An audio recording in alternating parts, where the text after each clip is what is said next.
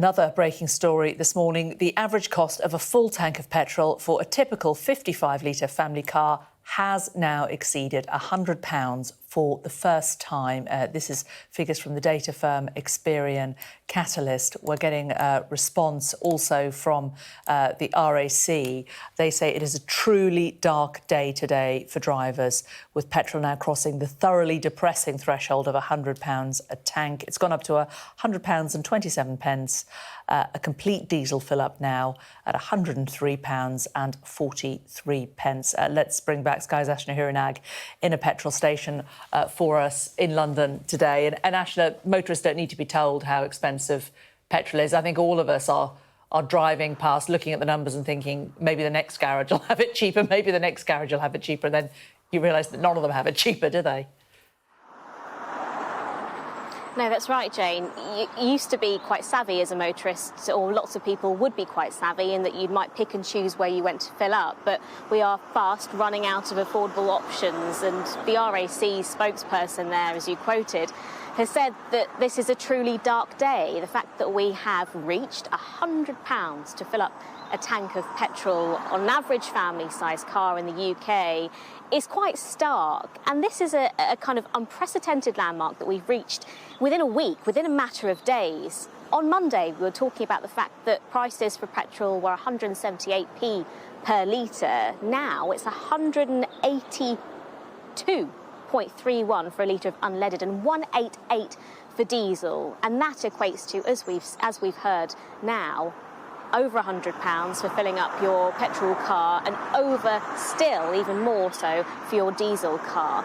This is a price point that a lot of people are going to have a hard time trying to come to terms with. Already this morning we've spoken to a number of motorists who have called it already difficult, unsustainable. One person saying that they're going to have to ditch their car at home now and just rely on public transport and getting around by bike. And a lot of people saying that even when it comes to short errands, short journeys, people are simply not able to afford to bank on using their car as much as they possibly can. This comes at a time, of course, where other parts of cost of living crisis are starting to bite when you think about bills going up and food and drink.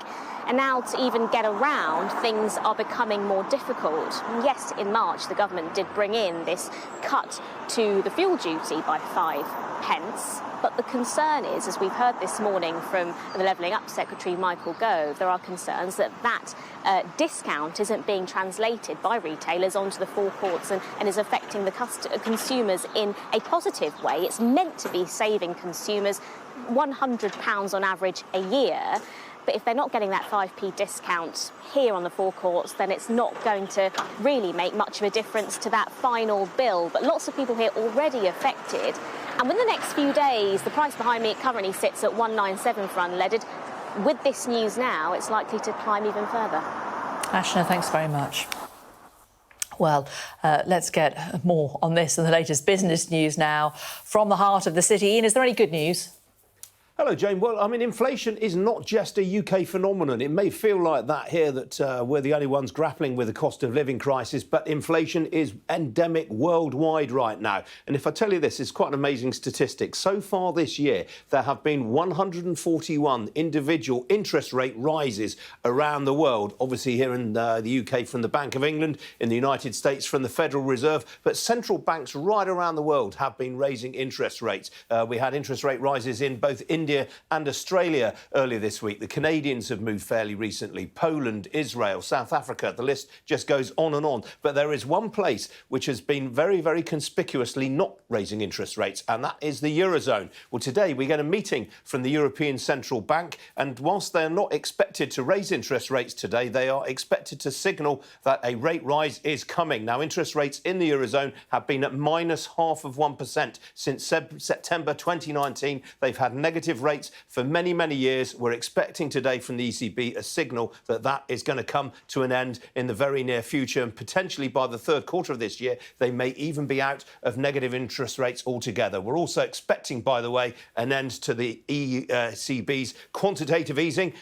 Emergency asset purchases put in place during the pandemic. They have bought €1.7 trillion worth of government and corporate bonds. We're expecting that to come to an end today.